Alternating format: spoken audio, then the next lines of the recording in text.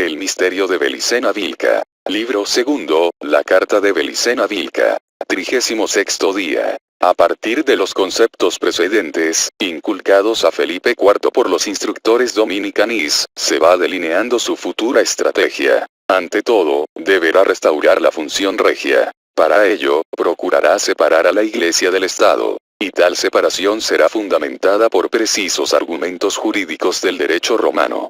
Mas, la participación de la Iglesia, se manifestaba en los tres poderes principales del Estado. En el legislativo, por la supremacía del derecho canónico sobre el fuero civil. En el judicial, por la supremacía de los tribunales eclesiásticos para juzgar todo caso, independientemente y por encima de la justicia civil. Y en el administrativo, por la absorción de grandes rentas procedentes del reino, sin que el Estado pudiese ejercer ningún control sobre ellas.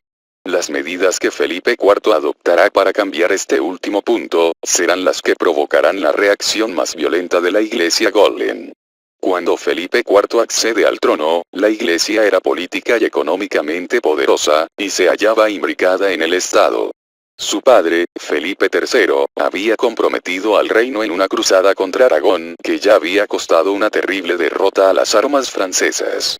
La monarquía era débil frente a la nobleza terrateniente. Los señores feudales, al caer en el pacto cultural, fueron otorgando un valor superlativo a la propiedad de la tierra, abandonando y olvidando el antiguo concepto estratégico de la ocupación, que sustentaban los pueblos del pacto de sangre. Por lo tanto, en tiempos de Felipe IV, se aceptaba que una absurda relación existía entre la nobleza de un linaje y la superficie de las tierras de su propiedad, de suerte tal que el señor que más tierras tenía, pretendía ser el más noble y poderoso, llegando a disputar la soberanía al mismo rey.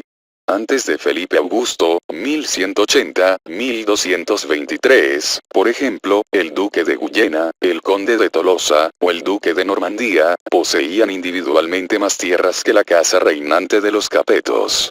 El rey de Inglaterra, teóricamente, era vasallo del rey de Francia, pero en más de una ocasión su dominio territorial lo convertía en un peligroso rival. Eso se vio claramente durante el reinado de Enrique II Plantagenet, quien, además de rey de Inglaterra, era también soberano de gran parte de Francia. Normandía, Maine, Anjou, Turena, Aquitania, Auvernia, Anis, Saintonge, Angoumois, Marche y Périgord. Solo cuando Juan sin tierra cometió los errores que son conocidos, el rey Felipe Augusto recuperó para su casa la Normandía, el Anjou, el Maine, la Turena y el Poitou. Sin embargo, Luis IX, compañero de cruzada de Eduardo I, devolvería a este rey inglés los feudos franceses.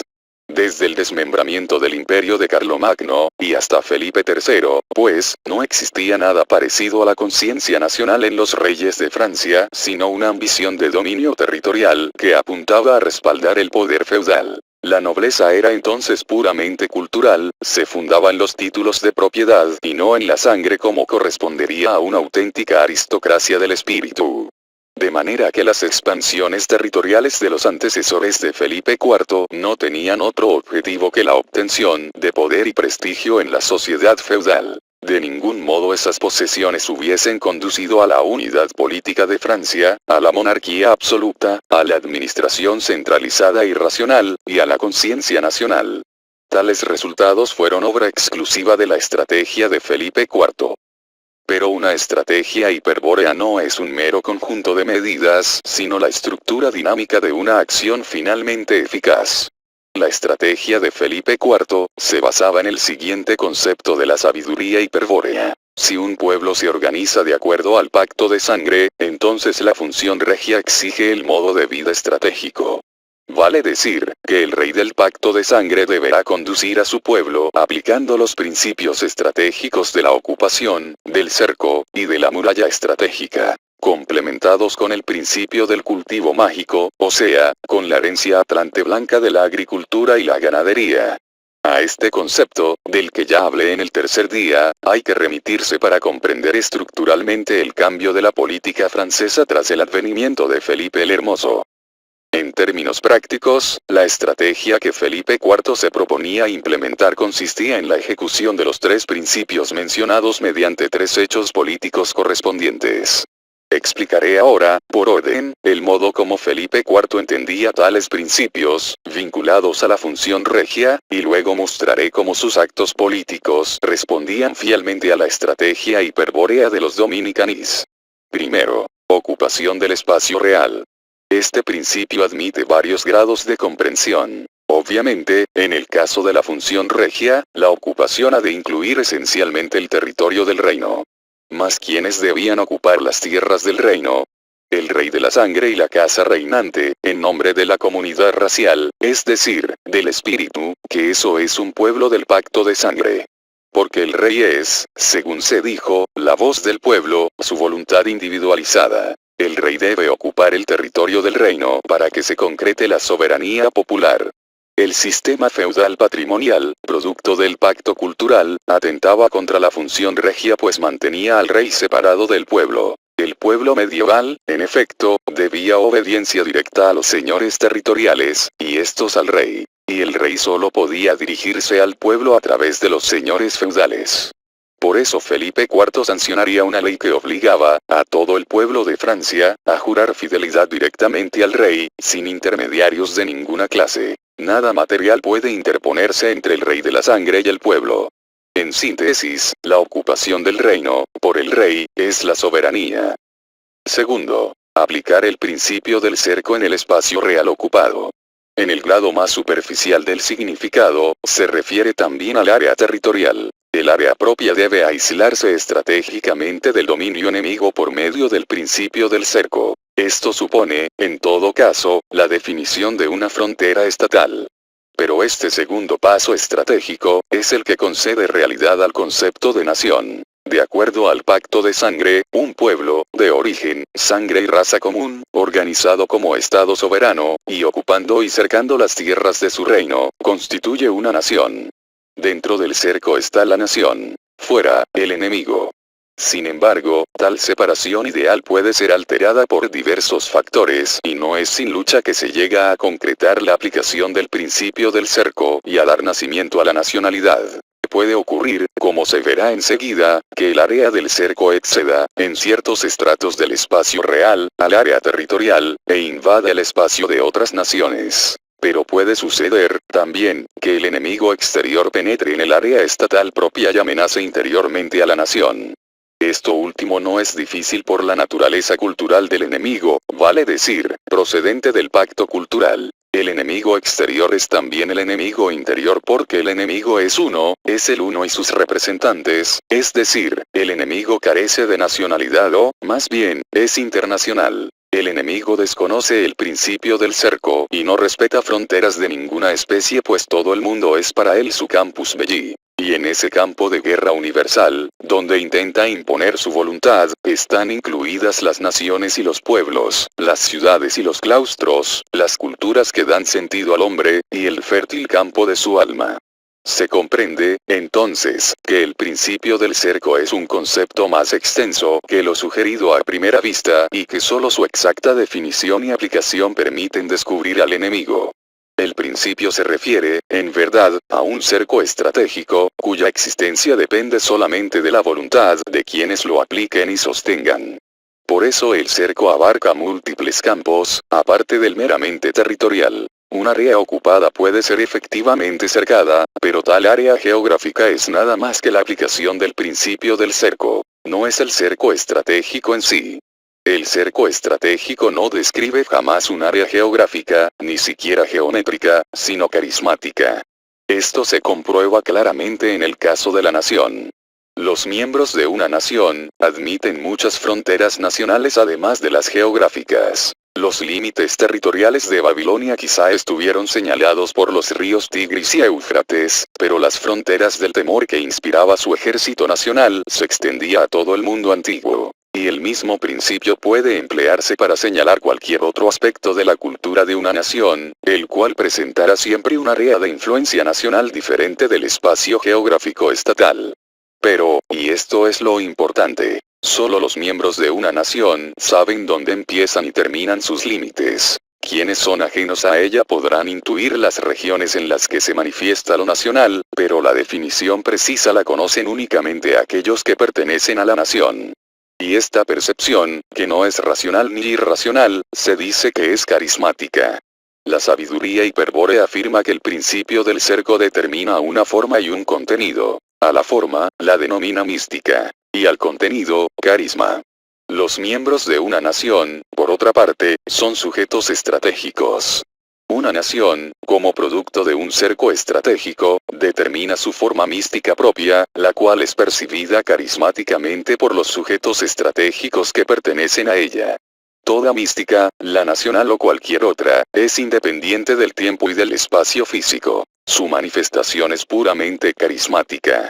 De aquí que todos quienes perciben la mística, es decir, quienes se encuentran bajo el mismo cerco estratégico, adquieran idéntico conocimiento sobre su forma, sin diferencia de perspectiva. Tal unidad es posible porque todos los sujetos estratégicos poseen una conexión a priori, que es el origen común de la sangre pura. Bajo la forma de una mística, los sujetos estratégicos experimentan una vinculación carismática, que los une en el origen, y les revela idéntica verdad.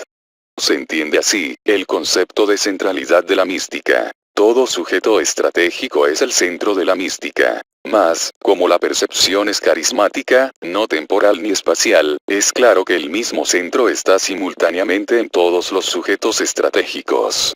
Con respecto a la nación mística, por ejemplo, hay un centro que radica simultáneamente en todos los miembros de su pueblo, los sujetos estratégicos. Cada uno de ellos proyecta el principio del cerco en cualquier campo, sea geográfico o cultural, y recibe carismáticamente la mística nacional. Y la nación es una y la misma para todos.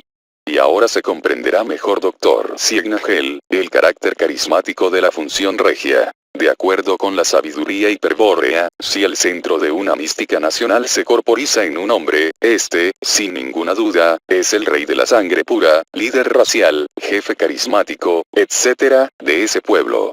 El rey de la sangre constituye, pues, el centro fundamental de la mística del reino, que es el mismo centro que radica simultáneamente en todos sus súbditos. De manera que nada material puede interponerse entre el rey de la sangre y el pueblo, pues entre ellos existe la vinculación carismática en el origen común de la sangre pura. Al aplicar el principio del cerco a su reino, Felipe IV percibe la mística de la nación francesa y observa también, como por contraste, al enemigo, externo e interno. ¿Quién es el enemigo? Hay que considerar varios grados. En primer lugar, el enemigo es todo aquel que se opone al establecimiento del cerco estratégico. Quien reconoce una frontera nacional pero no la acepta. Quien presiona contra alguna de las fronteras nacionales.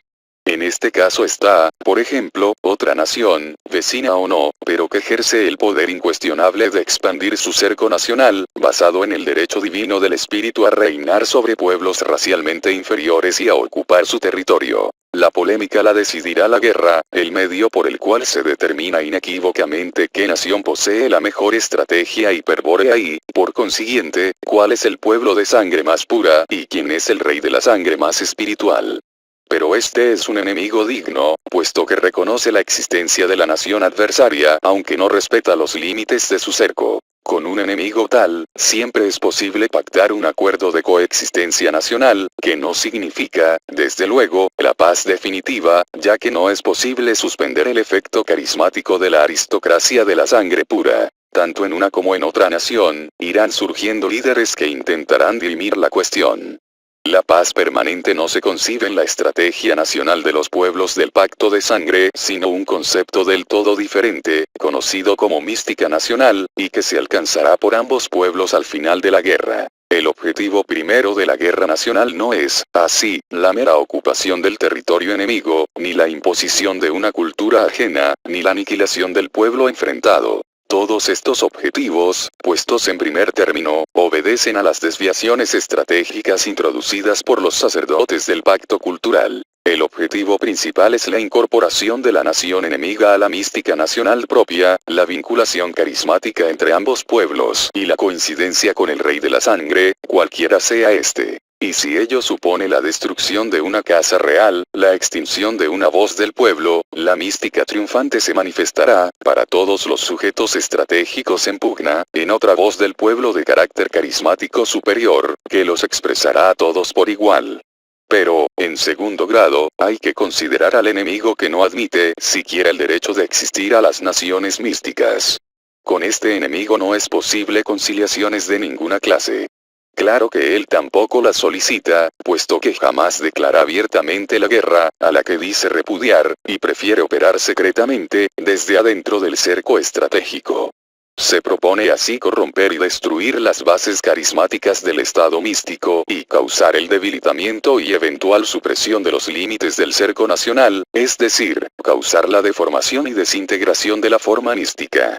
Ese enemigo, al que hay que calificar de sinárquico, cuenta en todas las naciones, y en todos los estamentos de las estructuras estatales, con organizaciones de agentes adoctrinados en los objetivos del pacto cultural. Tales internacionales satánicas conspiran contra la existencia misma de la nación mística. Y, por ende, contra la aplicación del principio del cerco y la vinculación carismática entre el rey y el pueblo, que pone a la nación fuera de su control, es decir, fuera del control de la fraternidad blanca, que es quien alienta, nutre y vivifica a los internacionalismos sinárquicos.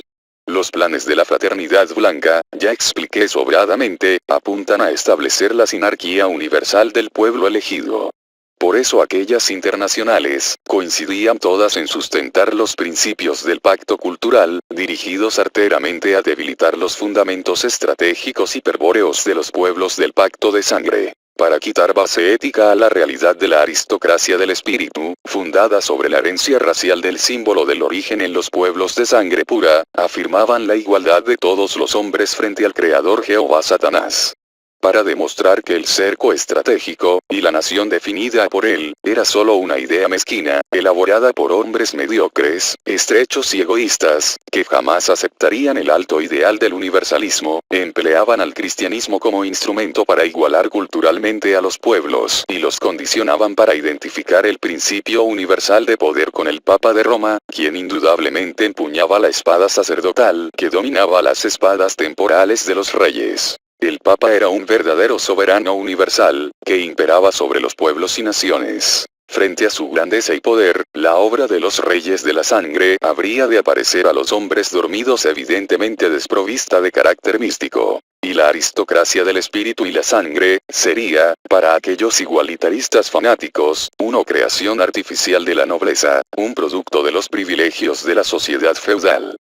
Y para desprestigiar a la guerra como medio de afirmar la mística nacional, proponían la utopía de la paz. Una paz perpetua que se obtendría en todo caso si la humanidad entraba en la etapa del universalismo religioso, si todos los poderes seglares, las espadas temporales, se doblegaban ante la espada sacerdotal del sumo pontífice católico. Entonces se acabarían las guerras y los cristianos vivirían siempre en paz, lejos de las armas y los campos de batalla, y del capricho de los señores, entregados al trabajo y a la oración, protegidos por la justicia absoluta de los representantes de Dios y de su ley. Un solo gobierno mundial retendría el poder, y hasta sería posible que las dos espadas estuviesen en manos de un papa imperial. Y la paz traería riqueza para todos por igual. Pero esa riqueza sería administrada justa y equitativamente por una banca única, producto de una concentración bancaria, o sinarquía financiera, dependiente exclusivamente del sumo sacerdote que detentaría el poder universal. El pueblo cristiano, pues, no debía dudar sobre quién representaba realmente sus intereses y a quién se debía conceder sin chistar la soberanía universal. El ocupante del trono de San Pedro, el propulsor de la Universalis Pax, el regente de la palona de Israel. Contra esa civilización cristiana de amor y paz, de cultura igualitaria, se oponían las fronteras nacionales y los reyes de la sangre, y la civilización pagana del odio y la guerra, que invariablemente se producía dentro de los cercos místicos, y la aristocracia del espíritu. Y los sujetos estratégicos que carismáticamente percibían y conocían los límites de las fronteras nacionales. Contra ellos lucharía sin declarar la guerra, subversivamente, el enemigo interno y externo de la nación, apoyado en sus fuerzas de quinta columna, en sus organizaciones internacionales, que apuntaban, todas, al establecimiento del gobierno mundial y la sinarquía universal del pueblo elegido. ¿Y quién era, pues, el enemigo de la nación francesa? Con el asesoramiento de los dominicanis, Felipe IV determina rigurosamente la identidad del enemigo, quien se despliega en varias alas tácticas. Por orden de peligrosidad, las distintas líneas de acción eran llevadas adelante por las siguientes organizaciones. Y, la Iglesia Golem. Hacía siglos, ya, que los Golem controlaban la elección papal y, desde Roma, dirigían el mundo cristiano. Si bien el principal enemigo propiamente dicho eran los Golem, estos se opondrían a Felipe IV como enemigo externo a través del Papa y como enemigo interno por medio de sus órdenes monásticas, guerreras y financieras.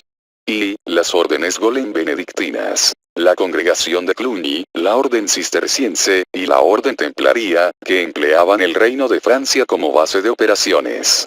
Y, el pueblo elegido, con su permanente tarea corruptora y desestabilizadora. If, la banca lombarda, propiedad de las casas güelfas de Italia.